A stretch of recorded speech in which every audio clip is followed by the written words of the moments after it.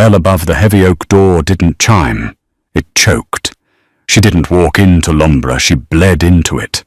Rainwater and copper mixed on the distressed floorboards, leaving a ragged trail straight toward the mahogany bar. Matteo didn't look up from the whiskey glass he was drying until she collapsed against a stool, a jagged weeping cut splitting her cheekbone. The room went dead silent. The Sicilian dropped his rag, his dark eyes locking onto her bruised skin. "Who," he whispered, a lethal calm settling over him, "hurt your face?" The neon sign in the window of Lombra buzzed with a low, irritating hum. It cast a bruised purple light over the wet pavement of the street outside, bleeding through the frosted glass and pooling on the scarred wood of the bar. It was 2 a.m. on a Tuesday. The neighborhood was dead drowned out by a relentless freezing rain that had been hammering the city since dusk. Matteo Rossi liked the rain. It washed the grime off the sidewalks and kept the rats, both literal and human, in the sewers where they belonged. He stood behind the bar, a white linen cloth in his hands, slowly polishing a heavy crystal tumbler. He didn't need to be here. He had soldiers capos and a dozen men on payroll who could run a rag over a glass, but Lombra was his anchor. It was the only place in the city that smelled of lemons, old leather, and good bourbon instead of cordite and fear. At the far end of the room, near the shadows of the rusted radiators, Luca sat nursing a black coffee. Luca was built like a cinder block, a man of few words and quick, brutal action. He was staring at the front door. He always stared at the door. Matteo set the tumbler down. The clink of glass against wood was the only sound in the room until the heavy brass latch of the front door clicked. It didn't swing open with the usual drunken bravado. It scraped inward, caught on the heavy mat, letting in a vicious howl of wind that scattered a stack of napkins across the floor. Matteo looked up. His hands stilled. A woman stood in the threshold. She wasn't standing so much as leaning heavily against the doorframe, her knuckles white where she gripped the wet wood. Her trench coat, once a pale beige, was soaked through, plastered to her small frame, and stained dark around the waist. Water poured from her hair, matting it to her skull and obscuring her features. Luca shifted in his booth. The leather squeaked. The sound of a safety clicking off a 9mm was practically deafening in the quiet room. Matteo raised a single scarred finger. Luca froze. The woman took a step forward. Her left leg dragged. She didn't look at the men. She didn't seem to register the empty, cavernous space of the bar. Her breathing was ragged, a wet, hitching sound that carried over the jazz playing faintly from the jukebox in the corner. She took another step, her wet boot slipping on the floorboards. She pitched forward. Matteo was over the bar before she hit the ground. He moved with a terrifying, fluid speed, catching her by the shoulders just as her knees buckled. She was freezing. Through the soaked fabric of her coat, she felt like a corpse. She let out a sharp, breathless gasp of pain as his large hands gripped her, trying to twist away. "Easy," Matteo said. His voice was a low rumble, rough like gravel. She fought him, but there was no strength behind it. Her head lolled back, the wet hair falling away from her face, catching the dim overhead lighting. Matteo stopped breathing. He knew her. Nora. Nora Campbell. She ran the little independent bookstore 3 blocks down, the one squeezed between a pawn shop and a run-down laundromat. He bought a newspaper from the stand outside her shop every Sunday. They had never spoken more than a handful of words. "Good morning. Keep the change. Terrible weather." But he watched her. He knew she drank her coffee black that she hummed when she swept her stoop, and that she had a fiercely independent streak that kept her from backing down when the local junkies loitered too close to her door. The woman in his arms barely resembled the woman from the bookstore. Her bottom lip was split down the middle, swollen and crusted with drying blood. A dark, vicious bruise was blooming across her jawline, the color of crushed plums. But it was her cheek that caught his eye and froze the blood in his veins. A sharp, jagged laceration started just beneath her left eye and tore down toward her ear. It was bleeding sluggishly, a steady drip of crimson that ran down her neck and soaked into the collar of her white blouse. Someone hadn't just hit her. Someone had used a ring or a blade or glass. Someone had meant to mark her. Nora's eyelids fluttered. Her pupils were dilated, blown wide with shock. She looked at Matteo, but her gaze was unfocused, darting around his face without really seeing him. "I couldn't," she mumbled, her voice thick and slurred. The door was... It was open. "You're safe," Matteo said. He didn't recognize his own voice. It was hollowed out, entirely stripped of emotion. A dangerous sign. The men who worked for him knew that when Matteo Rossi started shouting, you ducked. When he went quiet, you prayed. He easily hoisted her up, supporting her weight against his side. She was so light. Too light. She clamped a hand over her ribs, letting out a sharp hiss. Matteo guided her toward the heavy mahogany bar, sitting her down on one of the sturdy leather stools. She slumped forward, her elbows hitting the wood, her head bowing. Blood dripped from her chin, hitting the polished surface with a quiet, sickening tap. Matteo stared at the small red puddle forming on his pristine bar. He didn't reach for a towel. He didn't call for a doctor. He reached out his large, calloused fingers, gently catching her chin. He tilted her head up into the dim light. She flinched, a raw sound of terror escaping her throat. Matteo's jaw locked. The muscles in his neck jumped. The smell of copper hit his nose entirely, overriding the scent of bourbon and rain. He looked at the split lip. He looked at the bruising jaw. He looked at the deep, weeping cut on her cheek. His eyes lifted to meet hers. They were cold, black, and utterly dead. "Who?" Matteo demanded, the words dropping like anvils into the quiet room. "Hurt your face." Nora stared at him. The room was spinning a nauseating tilt-a-whirl of shadows and neon light. Her cheek felt like it was on fire, a sharp, pulsing agony that beat in time with her heart. She tried to pull her chin out of his grip, but his fingers were like steel bands. Not painful, but completely immovable.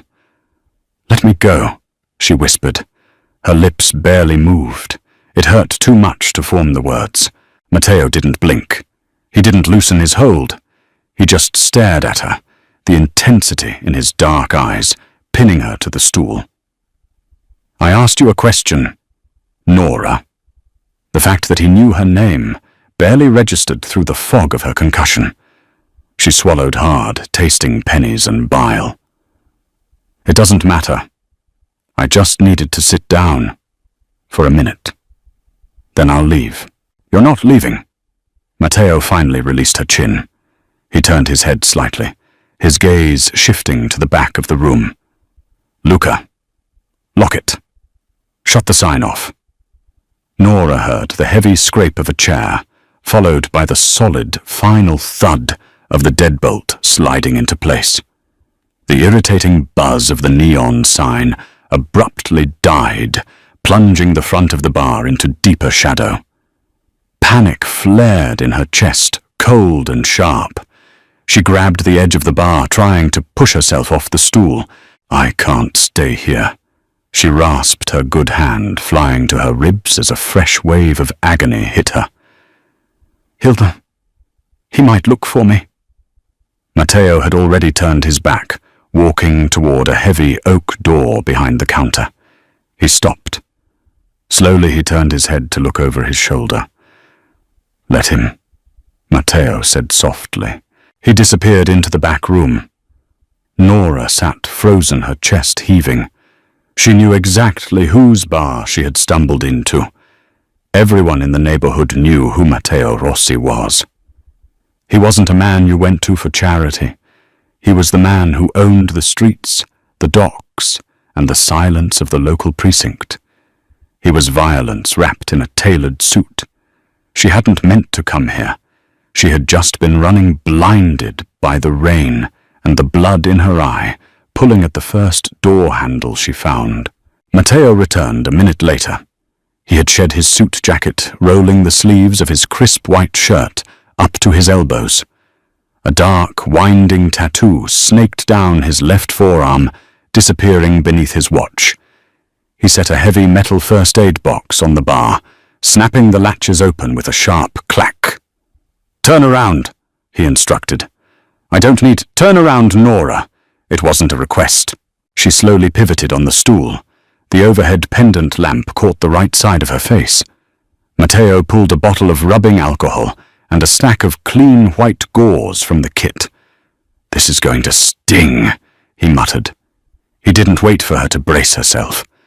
He poured the alcohol onto the gauze and pressed it gently but firmly against the deep cut on her cheek. Nora cried out, her back arching. Her hands flew up, grabbing his wrists instinctively to push him away. His arms were corded with muscle solid as stone. He didn't budge. "Hold still," he murmured, his voice dropping an octave. It was shockingly gentle, entirely at odds with the brutal tension radiating from his body. She squeezed her eyes shut, tears leaking from the corners and mixing with the blood and rain on her face.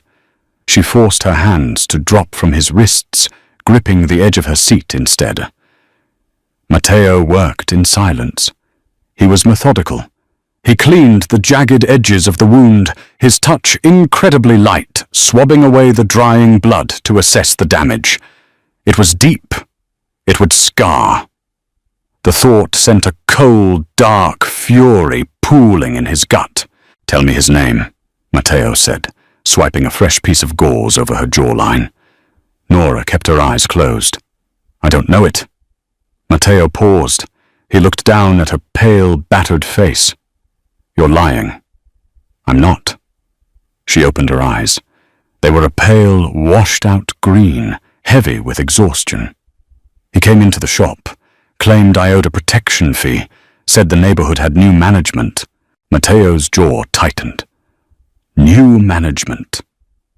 There was no new management in this city. There was only him. If someone was shaking down his streets, collecting under the guise of authority, it was a direct challenge. And they had chosen to announce it by slicing open the face of a woman he watched every Sunday. "What did he look like?" Matteo asked, throwing the bloody gauze into a nearby trash bin. He grabbed a tube of antibiotic ointment. Tall, blonde hair, pitted skin.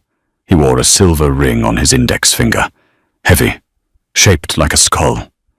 Nora winced as Matteo applied the ointment. "That's what cut me. When he hit me." Matteo froze. The ointment in his hand stopped moving. A silver skull ring. He knew the ring. He knew the man who wore it. Declan, a low-level enforcer for the O'Shea syndicate across the river. The Irish had been pushing boundaries for months, testing the waters looking for weaknesses. They had just found the exact opposite. Matteo carefully placed a butterfly bandage over the cut, pulling the edges of the skin together. He smoothed the tape down with his thumb, letting his hand linger for a fraction of a second against her unbruised jaw. Her skin was freezing, yet it burned him. "Are you going to fix my ribs next?" Nora asked, a weak, cynical attempt at deflection breaking through her fear. Matteo stepped back, dropping his hands. He picked up his white rag and slowly, methodically wiped her blood off his bar. "No," Matteo said, his voice flat and terrifyingly empty. "Luca is going to drive you to a private clinic. He's going to wait by your door until you are patched up, and then he is going to take you to a safe house." Nora stared at him, her heart hammering against her bruised ribs. "And what are you going to do?" Matteo looked up. The shadows in the bar seemed to stretch, clinging to his broad shoulders. "I'm going to take a walk," Matteo said, tossing the blood-stained rag onto the counter. "I need to talk to a man about a ring." The rain hadn't let up by the time Matteo parked his Lincoln across the street from a rusted corrugated iron fence. The sign above the gate read, "O'Reilly's Auto." It was a chop shop sitting right on the border of the warehouse district, a sore thumb of Irish territory pushing into the Italian perimeter. It smelled like motor oil, wet trash, and cheap beer. Matteo cut the engine. He sat in the dark for a full minute, watching the security camera mounted above the gate sweep lazily back and forth. He didn't bring an army. That would signal a war, a chaotic scrambling of troops. He brought Tommy and Enzo, two men in dark coats sitting in the idling sedan parked half a block down. They were professionals. They didn't speak unless spoken to, and they didn't shoot unless Matteo nodded. Matteo stepped out into the downpour. The water hit his shoulders, soaking through his cotton shirt, plastering it to his skin. He didn't care. He walked across the flooded asphalt, his leather shoes silent against the noise of the storm. He didn't bother with the gate. He walked to the side door of the adjoining office, lifted his heavy boot, and kicked the lock right out of the jam. The wood splintered with a loud, violent crack. Inside, the harsh glare of fluorescent tube lights buzzed angrily. 4 men were gathered around a greasy folding table, a deck of cards scattered across the surface. The smell of cheap cigars and stale sweat hung thick in the air. They scrambled chairs, scraping backward, hands diving under jackets and reaching for the table. Matteo didn't draw his weapon. He just stood in the doorway, the rain dripping from his jaw, his dark eyes sweeping the room. The men froze. They knew the face. You didn't work the border without knowing what the devil looked like. Tommy and Enzo stepped in behind him, their suppressed automatics already drawn and leveled at the chests of the men at the table. "Hands flat on the metal," Tommy ordered. His voice was bored. Slowly 4 pairs of hands went flat on the folding table. Matteo walked into the room. His boots left wet tracks on the concrete floor. He didn't look at the foot soldiers. His eyes were locked on the glass-paneled door at the back of the garage, the one leading to the supervisor's office. He walked past the table, his demeanor entirely relaxed, casual like he was browsing a hardware store. He turned the knob of the office door and pushed it open. Declan was sitting behind a metal desk, hastily shoving stacks of 20s into a duffel bag. He was tall, just like Nora had said. Blonde hair slicked back, pitted skin across his cheeks from severe acne in his youth. He looked up, the color completely drained from his face. Matteo closed the door behind him. The click of the latch was the loudest sound in the small, cramped room. "Rossi." Declan breathed, his hand hovering over the open drawer of his desk. "You're out of bounds. This is O'Shea territory. Stand up." Matteo's voice was a low, grating whisper. Declan hesitated, his eyes darting to the drawer. He was doing the math, trying to calculate if he could clear leather before Rossi crossed the room. He realized, looking at the dead calm in the Sicilian's eyes, that he couldn't. Declan stood. He kept his hands raised, slightly showing his palms. On his right index finger, a heavy silver ring caught the dull light of the desk lamp. It was shaped like a grinning skull. Matteo looked at the ring. The image of Nora's face, the jagged weeping tear in her pale skin, the blood soaking into the collar of her blouse, flashed in his mind. A cold, suffocating rage expanded in his chest, so dense it actually physically hurt. "You went to a bookstore tonight," Matteo said. He didn't move closer. He just stood there, letting the silence do the work. Declan swallowed hard. His Adam's apple bobbed. "Look, we're just collecting the new tax. O'Shea said the boundary moved to 4th Street. That shop is on 4th. I was just doing my job. Your job, Matteo repeated softly. Did your job require you to backhand a civilian with a piece of cheap silver? She was resisting, mouthing off. Declan tried to puff up his chest, aiming for bravado. It's just some broad Rossi. What do you care? Matteo moved. He didn't wind up. He didn't telegraph it. He crossed the 5 feet between them in a blur of motion, grabbing Declan by the throat and slamming him backward into the cinder-block wall. The impact rattled the cheap-framed posters hanging on the plaster. Declan choked his hands, flying up to claw at Matteo's forearm. Matteo didn't let up the pressure. He leaned in his face, inches from Declan's. That broad, Matteo whispered, sweeps her stoop on my street. She breathes my air. You don't touch what exists in my city without my permission. Matteo shifted his grip, his left hand snatching Declan's right wrist. He pinned it flat against the wall. Rossi, wait! Declan gasped, his eyes going wide with sudden, blinding panic. Matteo drove his right elbow straight into the center of Declan's forearm. The bone snapped with a wet, sickening pop. Declan screamed a high, reedy sound of absolute agony. He collapsed the second Matteo released his throat, falling to his knees on the stained carpet, cradling his broken arm against his chest. He retched, gagging on the pain.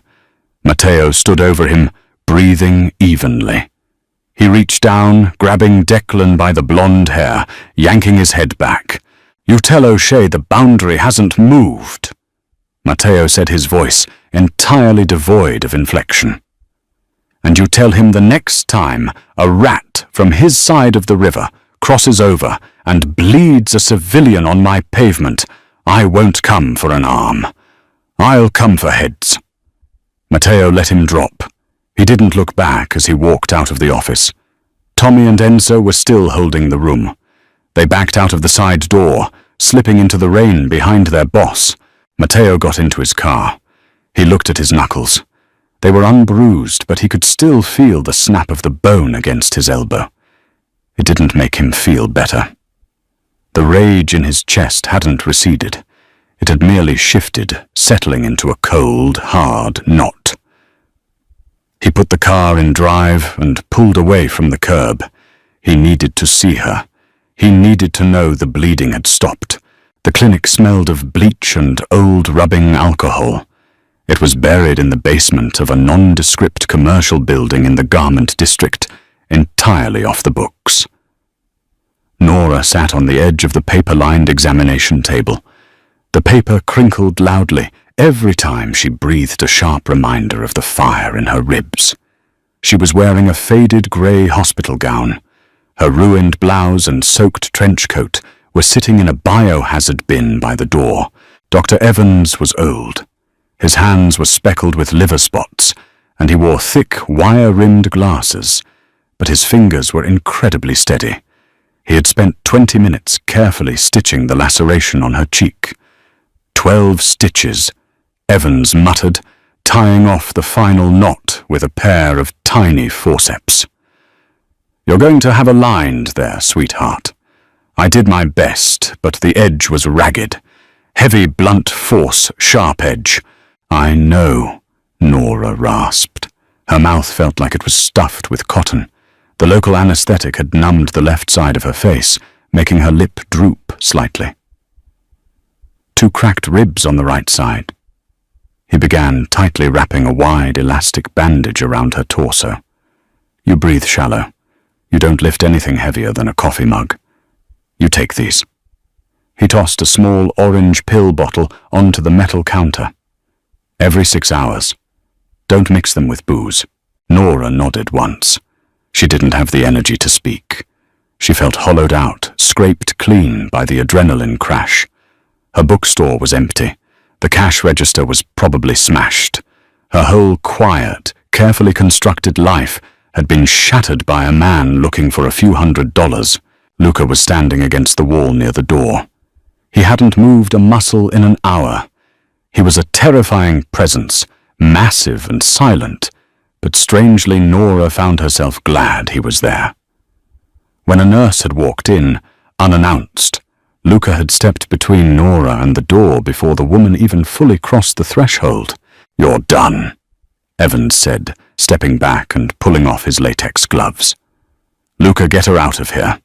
I have a guy with a gunshot wound coming in from the docks in 10 minutes. Luca nodded. He walked over, picking up a folded stack of clothes from a chair, sweatpants, and an oversized black hoodie he had procured from God knows where.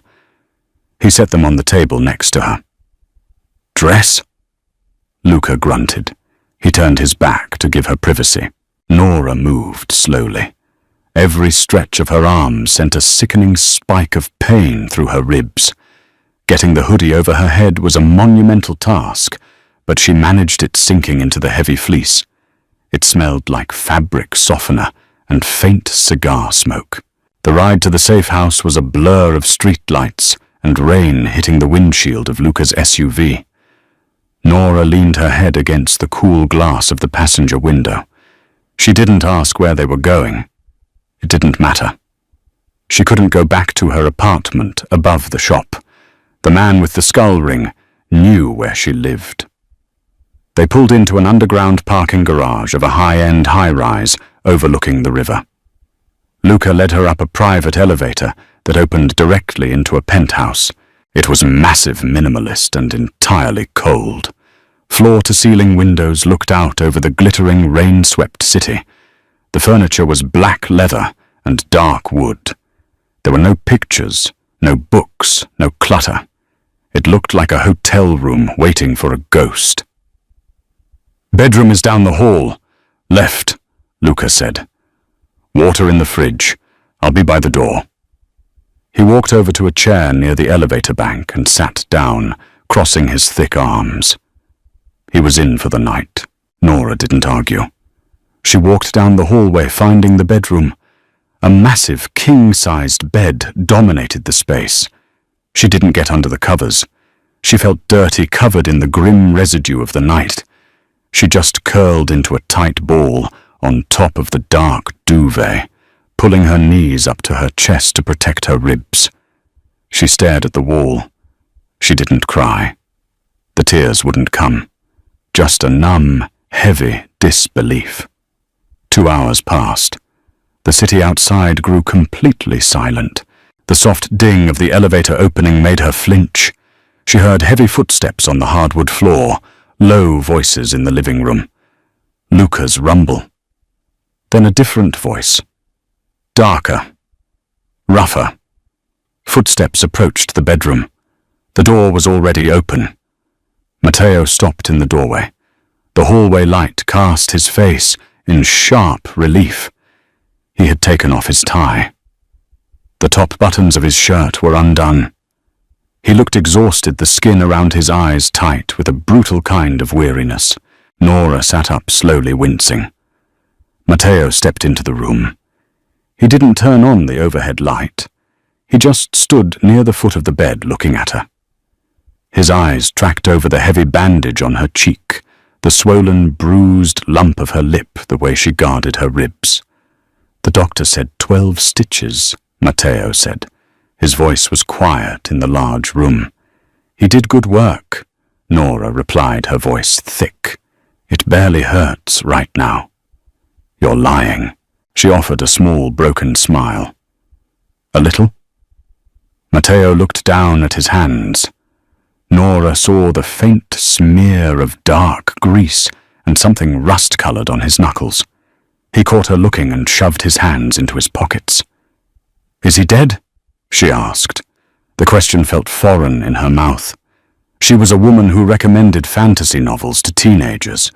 She shouldn't be asking a mob boss if he murdered someone on her behalf. "No," Matteo said flatly. "But he will never use his right arm again. He won't be coming back to your shop."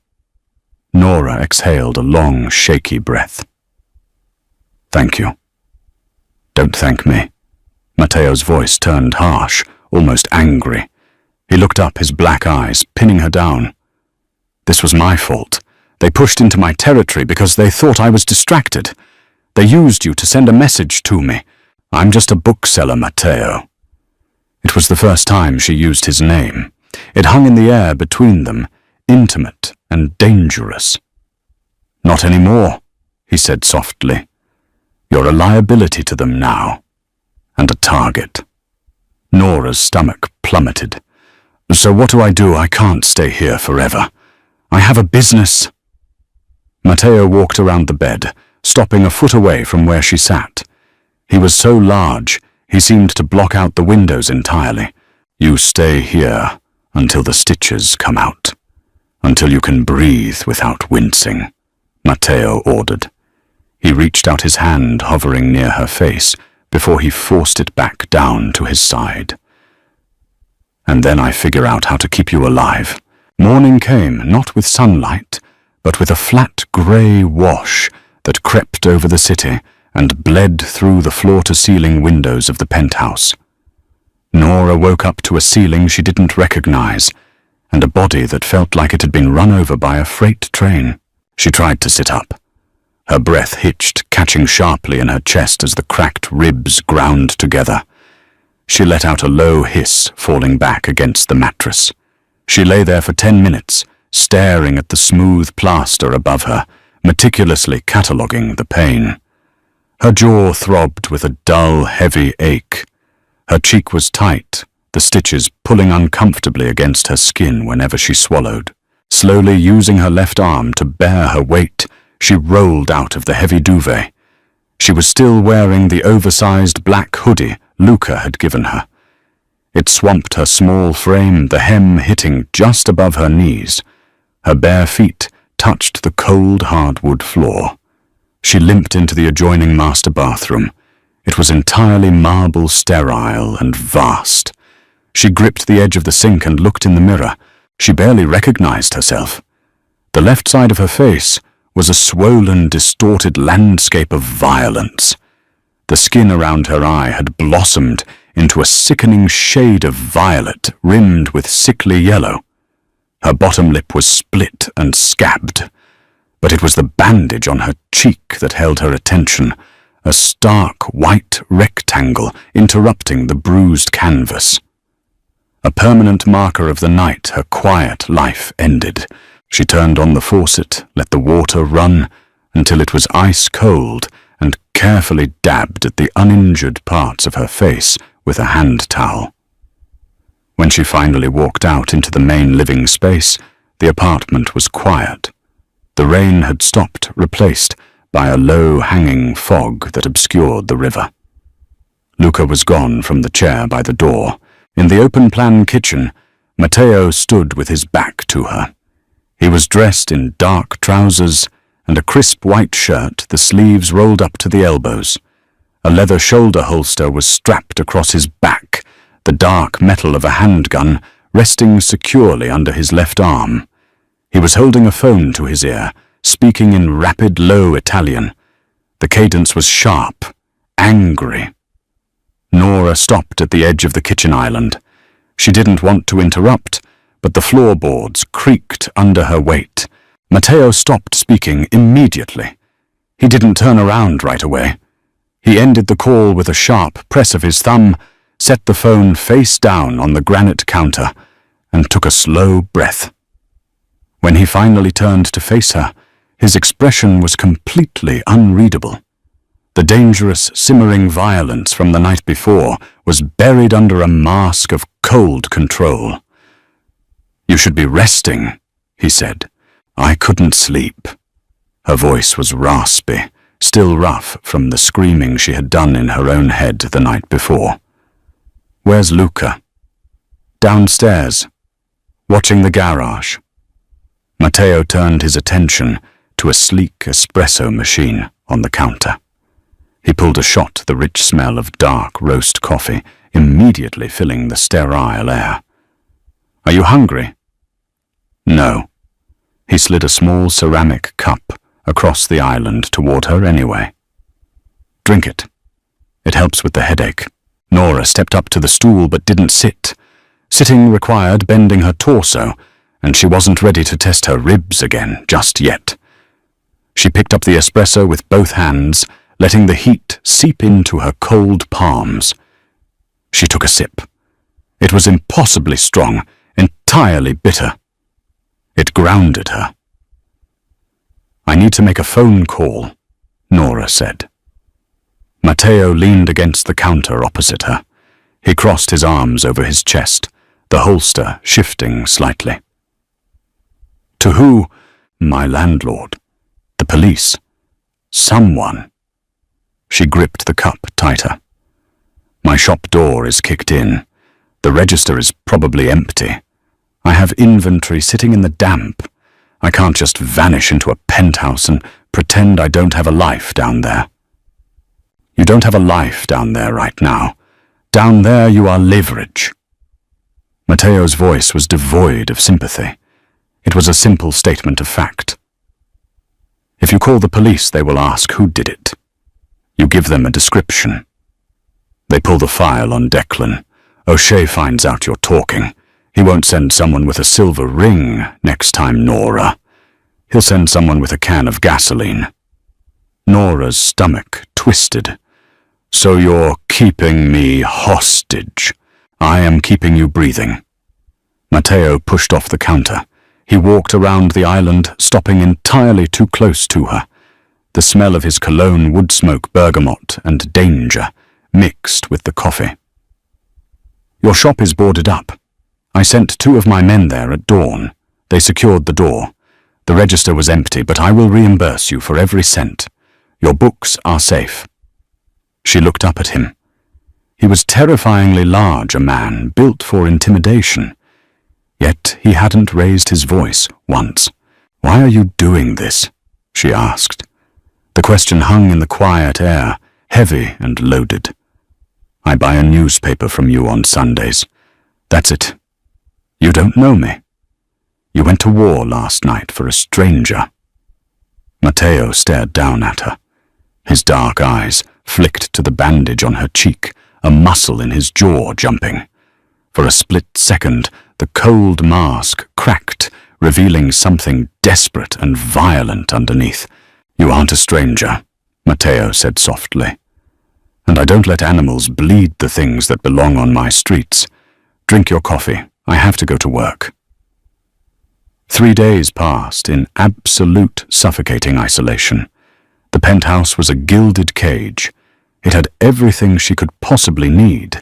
A fridge stocked with fresh food delivered silently by Luca, a closet full of expensive neutral-toned loungewear in exactly her size, and a sprawling view of a city she was no longer allowed to walk in. The bruising on Nora's face had deepened, turning into a lurid, mottled masterpiece of dark purple and bile yellow. The swelling in her lip had gone down, but the stitches in her cheek pulled and itched with maddening persistence. She walked the length of the apartment, constantly pacing off the anxiety holding her ribs every time she coughed. Matteo was a ghost. He left before she woke up and returned long after she retreated to the master bedroom. But the evidence of his presence was always there. A half-empty glass of scotch on the coffee table, a dark tie discarded over the back of a leather chair, the faint scent of smoke and exhaustion clinging to the air in the mornings. The city, however, was not quiet. On the afternoon of the 4th day, Nora was sitting on the sofa, staring blankly at the muted television. A breaking news banner crawled across the bottom of the screen. 3-alarm fire destroys warehouse in the meatpacking district. Arson suspected. The helicopter footage showed a massive brick building engulfed in orange flames, thick black smoke billowing into the grey sky. Nora didn't need to know the address to know who owned it. O'Shea had answered for Declan's broken arm. The war Matteo had started for her was no longer confined to back rooms and chop shops. It was burning down the city blocks. A cold spike of guilt drove itself into her chest. She turned the television off. The sudden silence in the penthouse was deafening. It was past midnight when she finally heard the heavy front door open. The metallic clack of the deadbolt sliding home sounded louder than usual. Nora was sitting in the dark by the window, a blanket pulled over her legs. She watched Matteo walk into the living room. He didn't turn on the lights. The ambient glow from the city below cast him in sharp, jagged silhouettes. He looked entirely wrecked. He shrugged off his suit jacket, tossing it blindly toward the sofa. It missed landing on the floor. He didn't bother picking it up. He walked straight to the bar cart, grabbed a bottle of bourbon, and poured a generous measure into a glass. He drank it straight, his head thrown back. When he lowered the glass, he saw her sitting in the shadows. He froze. "You're awake," he rasped. His voice was completely shot raw from shouting over roaring flames and sirens. "It's hard to sleep," Nora said quietly. She stood up, leaving the blanket on the chair. She walked slowly toward him. As she got closer, the smell hit her acrid wood smoke, melting plastic, and the undeniable metallic tang of blood. Matteo looked away from her, staring down into his empty glass. "Go back to bed, Nora." She didn't listen. She stopped a few feet away from him. The dim light caught the side of his face. There was a smear of black soot across his forehead, and a fresh, angry cut along his jawline. His knuckles, resting heavily on the bar cart, were split and bleeding sluggishly. "Your warehouse?" she said. It wasn't a question. Matteo set the glass down. It was empty, just inventory. "We got everyone out. Because of me." "No." He turned his head, his dark eyes locking onto hers with sudden, fierce intensity. "Because O'Shea is a rabid dog who needed an excuse to bite. If it wasn't you, it would have been someone else next week. You were just the catalyst." "You're bleeding," she pointed out, ignoring his justification. Matteo looked down at his knuckles as if he had no idea they were split open. He let out a harsh, bitter exhale. "It's nothing. Go to bed." "Sit down, Matteo." He looked back at her, his brows pulling together in confusion. The boss of the Sicilian syndicate wasn't used to being given orders by a 110-pound woman in an oversized sweater. But he looked at her face, the fading bruises, the stark white bandage, the absolute lack of fear in her green eyes, and he found he couldn't refuse her. He dropped heavily onto the nearest leather bar stool. He looked massive, broken, and entirely exhausted. Nora walked into the kitchen. She found a clean dish towel, ran it under warm water, and walked back. She stood between his spread knees. She didn't ask for permission. She just took his right hand. His fist was clenched tight, the muscles corded and rigid. Gently she ran her thumb over the back of his hand until his fingers slowly uncurled. He let out a low breath, completely surrendering the weight of his hand to her. She pressed the warm, damp cloth against his split knuckles, wiping away the drying blood and soot. He hissed slightly at the sting, his jaw clenching, but he didn't pull away. "You fix my face," Nora murmured, her eyes focused entirely on her task. "I clean your hands." "Is that how this works now?" Matteo stared at the top of her head. He could smell her shampoo, something cheap and floral that smelled better than anything he had ever bought. "You shouldn't be cleaning my hands. You shouldn't be anywhere near me." "Then why did you lock the door the night I walked in?" She looked up the damp cloth resting against his ruined skin. Matteo didn't answer right away. He reached up with his free hand. He didn't touch her, but his fingers hovered inches from the bandage on her cheek, trembling ever so slightly, with a restrained, desperate need. "Because," Matteo whispered, his voice dropping to a gravelly ruin, "if I had let you walk back out into the rain, I would have burned this entire city to the ground, just looking for you." The stitches came out on a Tuesday, exactly 1 week after Nora had bled onto the floorboards of Lombra. Dr. Evans arrived at the penthouse just after 9 in the morning, carrying his battered black leather bag. He smelled heavily of peppermints and stale tobacco. He didn't ask how she was feeling. He just gestured for her to sit in the harsh morning light, flooding through the floor-to-ceiling windows, put on his reading glasses, and went to work with a pair of tiny silver scissors. Matteo stood in the kitchen. He had a cup of black coffee in his hand, but he wasn't drinking it. He watched the doctor's hands with the unblinking focus of a hawk. "There!" Evans grunted, pulling the last black thread free and dropping it onto a sterile gauze pad. "Keep it clean. Use the silicone gel I left on the counter. Twice a day. It'll fade, but it won't disappear. You're marked." Nora didn't flinch at the blunt assessment. She already knew. She had spent the last 7 days memorizing the shape of her own ruin in the bathroom mirror. The swelling had finally subsided, leaving a pale, jagged line carving a trench through her cheek. It looked angry. It looked permanent. "Thank you, Doctor," she said quietly. Evans packed his bag, nodded to Matteo, and let himself out. The heavy click of the deadbolt echoed in the quiet apartment. Nora stood up. She touched her cheek. The skin felt tight numb in the center and hypersensitive at the edges. She turned to look at Matteo. He hadn't moved from the kitchen island. "I want to see my shop," she said. It wasn't a request. She had spent a week locked in a glass box while the city burned around her. The news had reported 2 more fires and a drive-by shooting outside an Irish pub across the river. The war was escalating, and she was sitting on a white leather sofa watching game shows. Matteo finally took a sip of his coffee. "No, the stitches are out. My ribs only hurt when I laugh, and I haven't had much reason to do that lately." Nora walked toward him. The oversized hoodie had been replaced by her own clothes jeans and a grey sweater Luca had retrieved from her apartment days ago. "I need to see what's left. I need to get my ledger, my laptop, and the lockbox from the back office.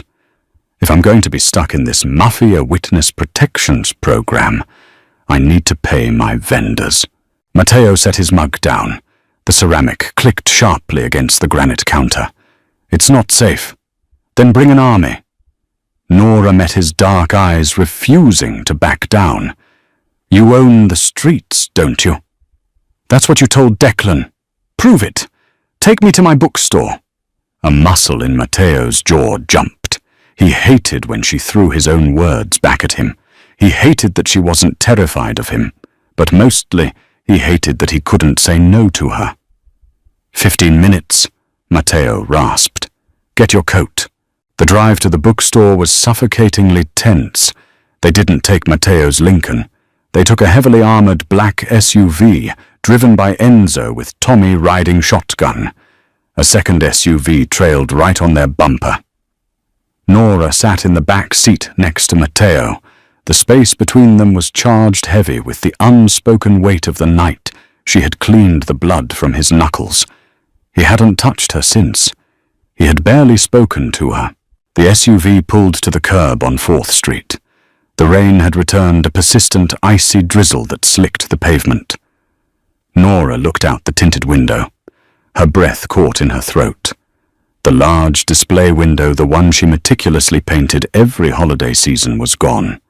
It had been replaced by thick slabs of raw plywood, bolted crudely into the brickwork.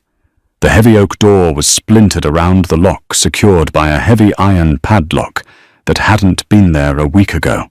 It looked like a tomb. Matteo signaled to Tommy.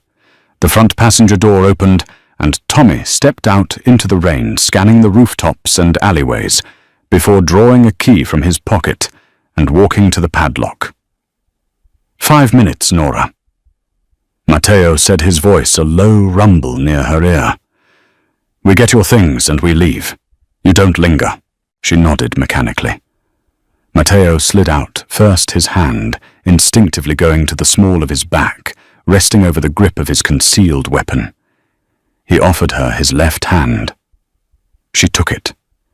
His palm was warm, calloused, and immensely strong. They stepped into the shop. The smell hit her instantly, damp paper mildew and stale air. The front half of the store was a disaster. Water had blown in through the broken window before Matteo's men had boarded it up. The front display tables were overturned. Hardcovers were strewn across the floor, their pages warped and swollen with dirty rainwater. The antique cash register had been smashed to pieces, wires and gears scattered behind the counter. Nora walked slowly down the central aisle. Her boots crunched on broken glass. It sounded like bones snapping. This was her life. This was the quiet, peaceful existence she had built, from scratch, entirely decimated, because a thug wanted a few $100. The sheer senselessness of it washed over her, a cold, suffocating wave of despair. She stopped by a collapsed bookshelf, staring down at a ruined copy of a first edition Hemingway she had spent months sourcing. The cover was torn in half. Matteo stood right behind her. He didn't offer empty apologies. He didn't tell her it would be fine. He looked at the ruin, his dark eyes categorizing the damage, filing it away, as another debt O'Shea owed him. "The back office," Matteo prompted, gently touching her elbow. Nora blinked, pulling herself out of the spiral. Right. The office. She navigated the debris, leading him to a small, cramped room at the back of the shop. It was untouched. The door had been locked. She grabbed her laptop from the desk, shoving it into a canvas tote bag. She crouched down, pulling a heavy metal lockbox from the bottom drawer of a filing cabinet. She stood up, turning to face Matteo. "I have it. We can go." "Good." Matteo turned toward the doorway. He took exactly one step before the front of the bookstore exploded. The sound wasn't a bang. It was a deafening, percussive roar that tore the air from the room. The heavy plywood barricading the front window splintered inward, shredded by a localized explosive charge. A thick cloud of pulverized brick sawdust and smoke violently billowed into the narrow aisles. Matteo didn't hesitate. Before the shockwave fully registered, he tackled Nora. He hit her waist, driving her backward away from the doorway and slamming them both to the floor behind the heavy steel filing cabinet. The impact forced the air from her lungs in a sharp gasp, jarring her healing ribs. White-hot pain flared in her chest. "Stay down!" Matteo roared over the ringing in her ears. Automatic gunfire immediately followed the explosion. The staccato crack, crack, crack was terrifyingly loud in the enclosed space. Bullets chewed through the drywall of the office, sending chunks of plaster raining down on them. Books literally exploded off the shelves in the main shop pages, fluttering through the dusty air like dead leaves. Nora squeezed her eyes shut, pressing her hands over her ears. She couldn't breathe. The dust was choking her, coating her throat in dry, bitter chalk. Matteo was half lying over her, shielding her body with his own. He drew his weapon, a heavy matte black 1911, racking the slide with a sharp metallic clack. His face was a mask of pure, unadulterated murder. The civilized man in the tailored suit was gone. This was the warlord of the Sicilian syndicate. "Tommy!" Matteo shouted, his voice cutting through the chaos. "Front door is pinned." Tommy's voice echoed from somewhere near the front counter, followed by a burst of return fire. "3 shooters Irish." "Hold the line!" Matteo yelled back. He looked down at Nora. His black eyes swept over her, searching for fresh blood. "Are you hit?" She shook her head wildly, unable to form words. She clutched the canvas tote bag to her chest like a shield. "Do not move from this spot." He ordered, his voice dropping to a terrifyingly calm register. "Do you understand me? You press your back against the metal, and you do not move." He didn't wait for her to answer. Matteo rolled off her, using the edge of the filing cabinet for cover. He peered around the door frame into the smoke-filled shop. Nora watched him. She couldn't look away. Two men in dark tactical gear were advancing down the central aisle, their rifles raised, moving methodically through the ruined bookshelves.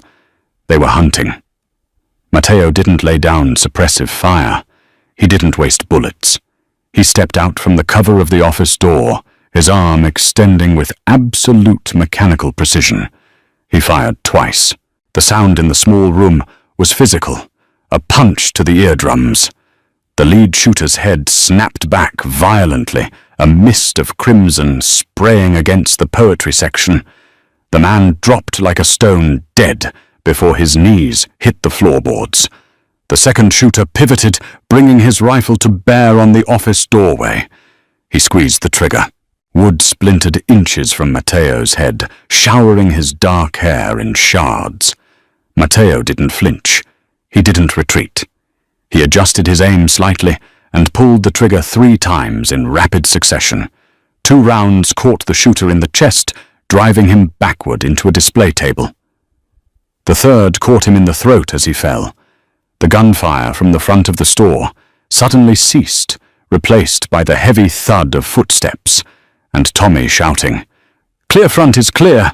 Silence fell over the bookstore, heavy ringing and thick with the smell of cordite and copper. Nora sat frozen against the filing cabinet. She couldn't stop shaking.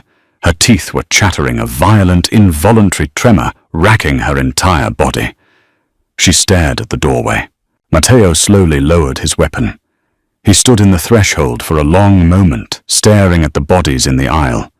He was breathing heavily, his chest rising and falling beneath his tailored coat. Slowly he engaged the safety on his pistol and tucked it back into his holster. He turned around. The look on his face was one Nora had never seen before. It wasn't anger. It wasn't cold control, it was regret. He looked at her, huddled on the floor, covered in plaster dust, her eyes wide with shock, and he knew he had crossed a line that could never be uncrossed. She had seen the monster. He walked over to her, crouching down so he was at eye level. He didn't reach for her. He kept his hands resting on his knees. "Nora," he said softly. She flinched. The tiny, involuntary movement was worse than a bullet. Matteo closed his eyes for a fraction of a second, absorbing the blow. "They tracked the SUV," Matteo said, his voice tight. "They knew I would come here eventually. It was an ambush." "You killed them," she whispered. Her voice was raspy, barely audible. "Yes." Just like that. Matteo opened his eyes. They were hard, black stones. "If I didn't kill them, they would have walked into this room and put a bullet in your head, just to hurt me. This is the world, Nora. It is ugly, it is violent, and it does not care about your books." He finally reached out his large, blood-spattered hand, gently grasping her shoulder. "Can you walk?" he asked. She nodded slowly, her grip on the tote bag turning her knuckles white. Matteo stood pulling her to her feet. He kept his arm wrapped tight around her waist, supporting her weight. He guided her out of the office. He intentionally stepped between her and the bodies on the floor, blocking her line of sight.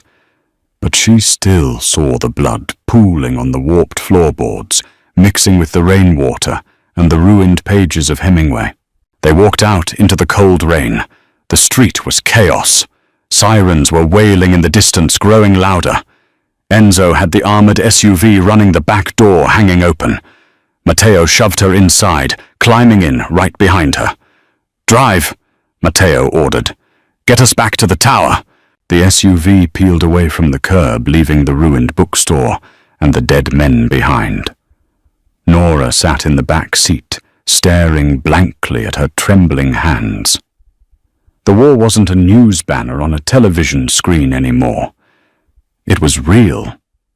It was sitting right next to her, bleeding onto the leather seats, smelling of gunpowder and rain.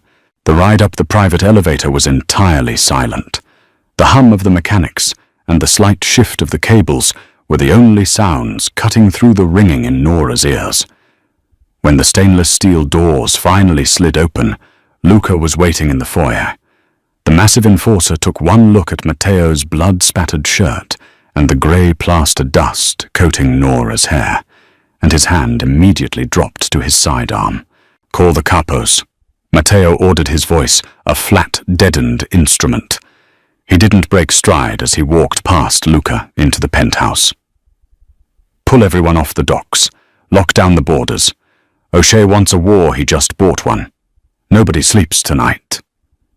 Luca nodded, once his expression turning to granite, and disappeared back into the elevator. Nora stood in the center of the vast living room. The canvas tote bag slipped from her numb fingers, hitting the hardwood floor with a heavy thud. She looked down at her hands. They were coated in white dust and trembling violently. The adrenaline was finally leaving her system, replaced by a cold, hollow shock that threatened to buckle her knees. "Go to the bathroom," Matteo said. He was standing by the windows, his back to her, staring out at the grey, weeping city. "Wash the dust off. You're breathing it in." She didn't argue. She moved like an automaton, putting one foot in front of the other until she reached the master bath. The harsh fluorescent lights flickered on, illuminating her reflection in the massive mirror. She looked like a ghost. Her skin was ashen, her hair matted with debris. The pale, jagged scar on her cheek stood out in stark relief, a brutal reminder of the violence that had permanently tethered her to this world. She turned on the faucet, waiting for the water to run hot. She cupped her hands, bringing the water up to her face, scrubbing furiously. She scrubbed until the water ran clear, until her skin was flushed and raw, until the smell of gunpowder and blood finally stopped clinging to the inside of her nose. When she walked back out into the living room 20 minutes later, she felt hollowed out, scraped down to the bone. Matteo was sitting at the heavy oak dining table. A leather duffel bag sat on the chair next to him. He was tossing bundles of cash into it, his movements sharp, mechanical, and entirely devoid of hesitation. He had changed his shirt, discarding the blood-stained white cotton for a dark charcoal Henley, but he couldn't wash away the exhaustion carved into his features. He stopped when he heard her bare feet on the floorboards. "I have a plane waiting at Teterboro," Matteo said. He didn't look up at her.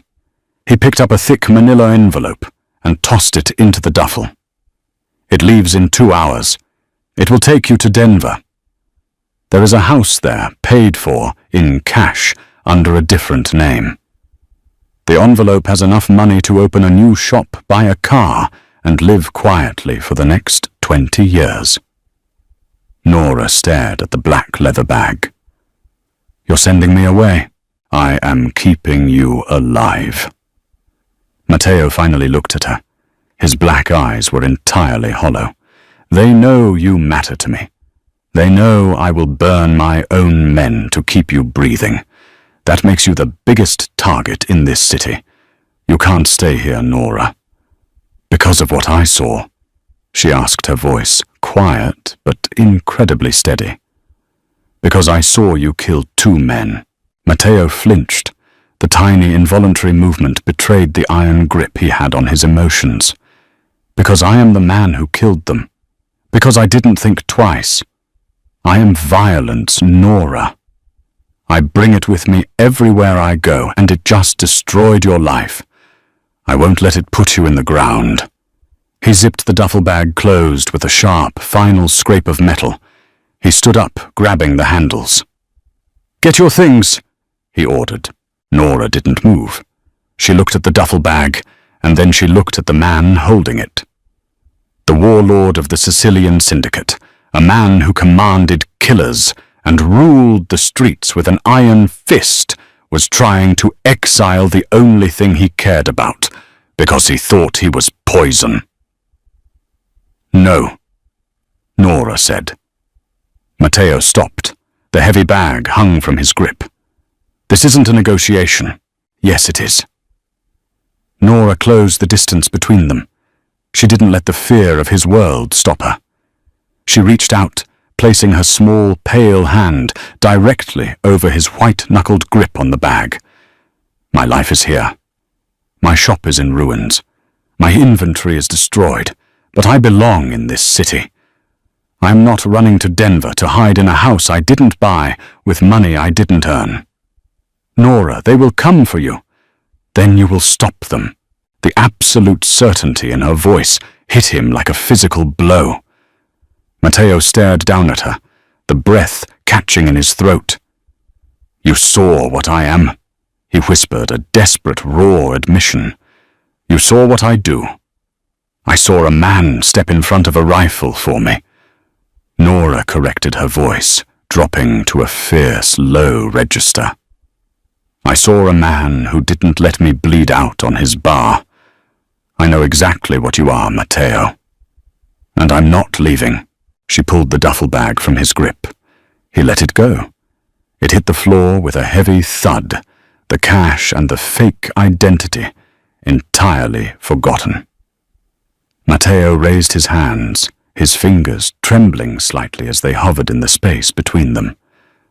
Slowly, carefully, he cupped her face. His calloused thumb brushed against the jagged edge of her scar. He didn't look at her like she was broken. He looked at her like she was the only thing holding him together. He leaned down, pressing his forehead against hers. The war was waiting for them outside the glass walls of the penthouse. The city was going to burn. But in the quiet dark of the living room, surrounded by the ruins of the life she used to know, Nora closed her eyes and leaned into the monster. Nora's quiet life is gone forever, but she's no longer just a bookseller. Caught in the crossfire is the Queen Matteo Rossi, will burn the city down to protect. The Irish syndicate drew first blood, but the Sicilians are about to finish the war. Will Matteo and Nora survive the brutal underworld politics, or will the violence consume them both? If you loved this dark, gritty mafia romance, do not scroll past, hit that like button, share this video with your fellow dark romance addicts, and subscribe to the channel so you never miss a chapter. Drop a comment below. What should Matteo do to O'Shea? See you in the next story.